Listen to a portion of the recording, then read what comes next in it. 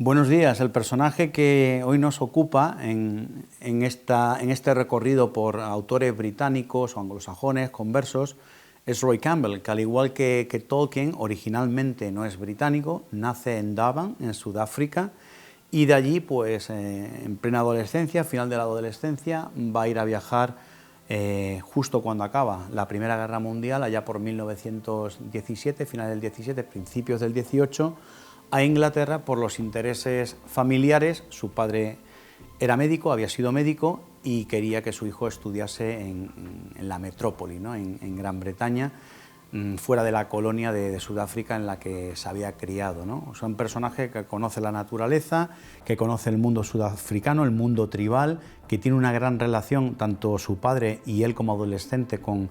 ese mundo, ¿no? A pesar de que, paradójicamente, sería criticado años después por esas personas cargadas de cierta ira, ¿no? Y de cierto antagonismo hacia el personaje que nos ocupa, hacia Roy Campbell, por el cual siento una cierta predilección, ya que fue el autor sobre el que hice la tesis doctoral y sobre el que escribí esta biografía de marginación, exilio y conversión, primera parte biográfica,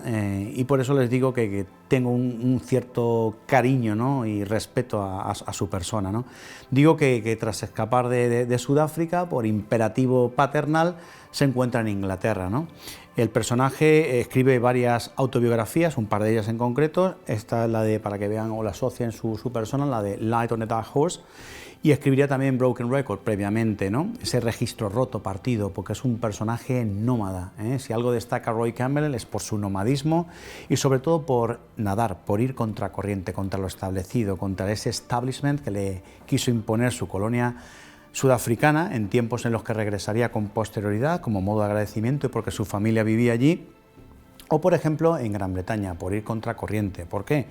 Porque casualmente Roy Campbell, como aparece en esta portada, llega a vivir en Toledo. Pasa algún tiempo, algunos años en Toledo,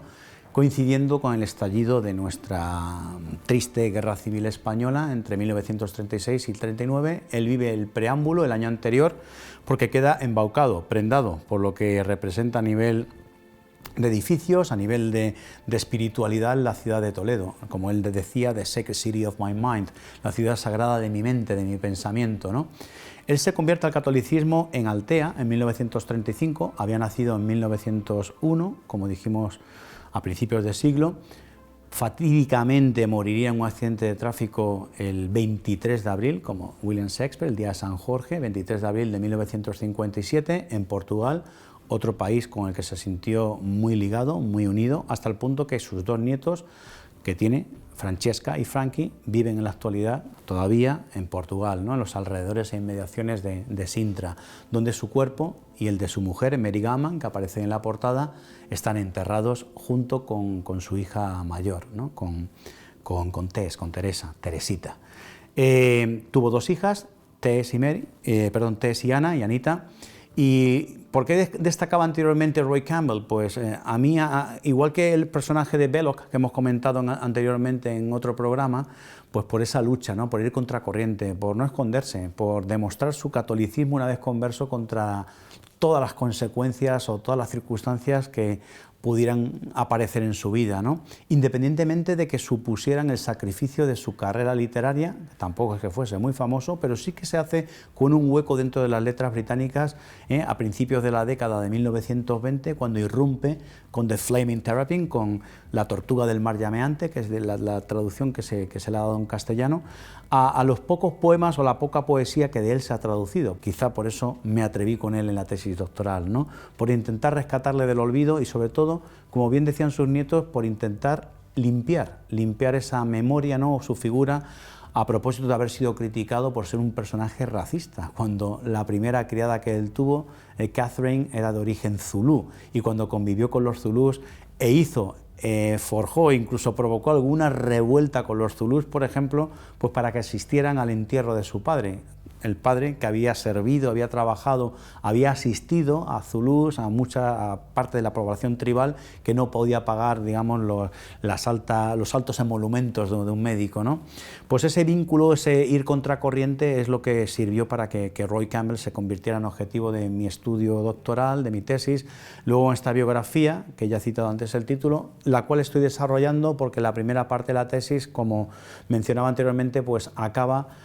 con la escapada, la huida de Toledo en 1936, a principios de agosto, una vez que ha surgido el conflicto civil en España, y Roy Campbell está en el ojo del huracán, ¿no? ¿Por qué? Pues porque se había atrevido a guardar una copia de los manuscritos de San Juan de la Cruz que, tras 11 años de ardua labor y ardua tarea de traducción, llevaría a cabo y lo presentaría ya en 1946, si no recuerdo, después de la guerra o con posterioridad incluso, hasta el punto de que su traducción fue considerada para un premio nacional,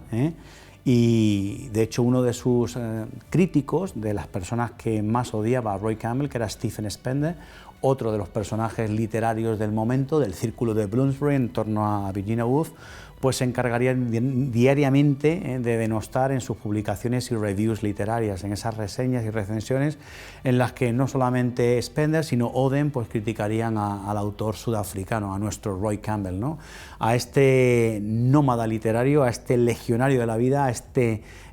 potente poeta que fue capaz de llevar una corriente literaria como la modernista, aprendiendo de Rimbaud, por ejemplo, de Baudelaire, del francés, en viajes esporádicos que hizo a finales de la segunda década de 1900, del siglo XX en concreto, y convertirse en el exponente, máximo exponente de una poesía fresca, viva, brillante, que no tenía nada que ver con lo que era el clasicismo o en lo que estaba encorsetada la poesía de aquel momento, ¿no? Hasta el punto que uno de los grandes poetas del momento, T.S. Eliot, considera a Roy Campbell como quizá uno de los 3 mejores poetas en lengua inglesa del siglo XX. Lo que pasa que su condición de apoyar al bando nacional, de defender los valores, costumbres,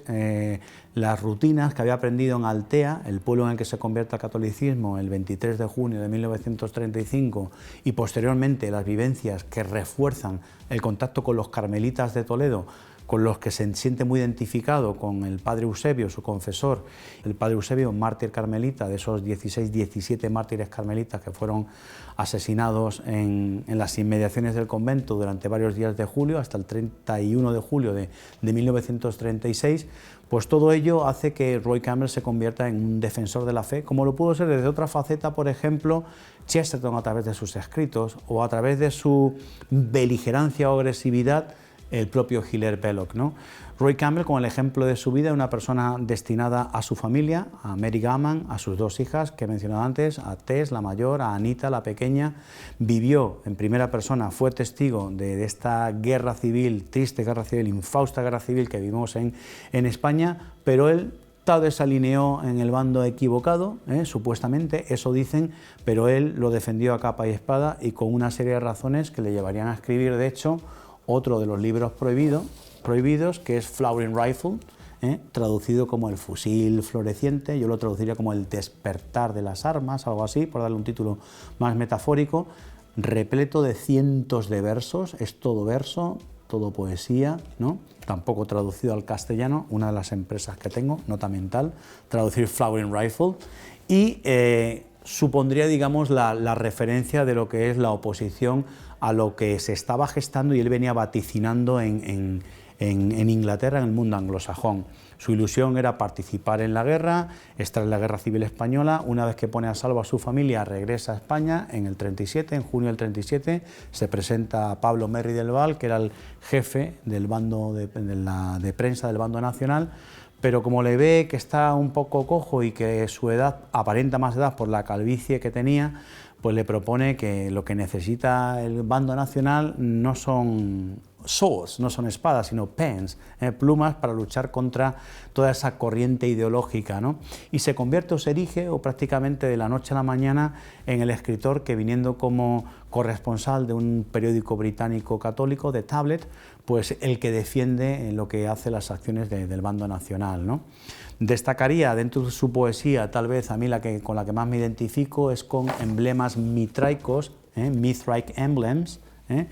porque relaciona su experiencia en Toledo, lo que vive, en una serie de sonetos, en varias partes en las que se divide, y en esos sonetos hay una parte relacionada con la guerra, con Toledo, ¿no? Y en los que se ve, digamos, la crudeza, la vileza de la guerra, en la que describe los combates, en las que describe ese Alcázar de Toledo, por el que siente una gran admiración, hasta el punto de que cuando llega en septiembre del 36 a Arundel, la zona de Arundel, a West Sussex, en Inglaterra, para poner a salvo a su familia, va a caer en un sitio en el que no dejaba de rezar el rosario por toda la gente, muchos que habían sido, digamos, vecinos suyos, habitantes de Toledo, que estaban allí encerrados luchando por la fe, por esa roca de fe, como lo llamaba, esa Rock of Faith, esa roca de fe, que se iba a convertir en el símbolo de resistencia, ¿no?, de los católicos, del bando nacional, de esas costumbres que tanto con el padre Gregorio en Altea como con los padres Evaristo y Gregorio, posteriormente, un año después, en Toledo, iba a defender a capa espada